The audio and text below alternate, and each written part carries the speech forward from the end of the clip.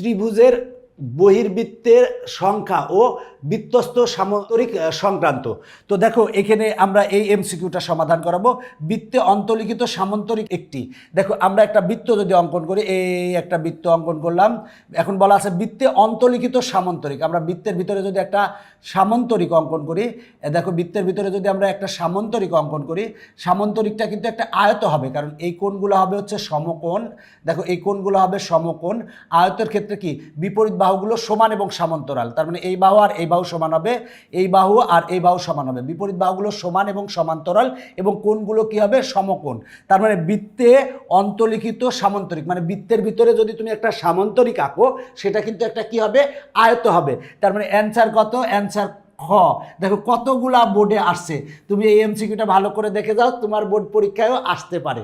এবার আমরা এই এমসিকিউটা সমাধান করাবো। কোনো ত্রিভুজে কয়টি বহির্বৃত্ত অঙ্কন করা যায়? কোনো একটা ত্রিভুজে কয়টা বহির্বৃত্ত অঙ্কন করা যায়? মনে রাখার সহজ বুদ্ধি হচ্ছে ত্রিভুজের বাহু থাকে কয়টা? ত্রিভুজের বাহু থাকে 3টা, তার মানে বহির্বৃত্ত অঙ্কন করা যাবে 3টা। অ্যান্সার হচ্ছে গ।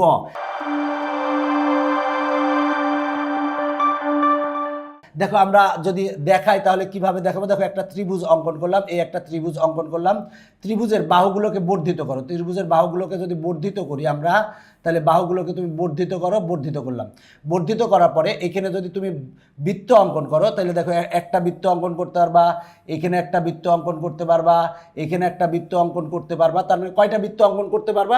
3টা বৃত্ত অঙ্কন করতে পারবা। যদি আমার বৃত্তগুলো ভালো হয়নি, তারপরে ভালো করে একটু জেনে রাখো যে কোনো একটা কোনো ত্রিভুজে কয়টি বহির্বৃত্ত অঙ্কন করতে পারবো। ত্রিভুজের বাহু থাকে কয়টা? 3টা। তার মানে 1টা 2টা 3টা বাহু। তাহলে 3টা বাহুতে আমরা কয়টা বহির্বৃত্ত অঙ্কন করতে পারবো? মানে ত্রিভুজের এই বাহুতে একটা, এই বাহুতে একটা, এই বাহুতে একটা, বাহু 3টা থাকে, তার মানে বহির্বৃত্ত অঙ্কন করা যাবে 3টা। এরপরে দেখো কোনো ত্রিভুজে কয়টি বহির্বৃত্ত আঁকা যাবে? দেখো কতগুলা বোর্ডে আসছে, কতগুলা, তোমার পরীক্ষাতেও আসতে পারে।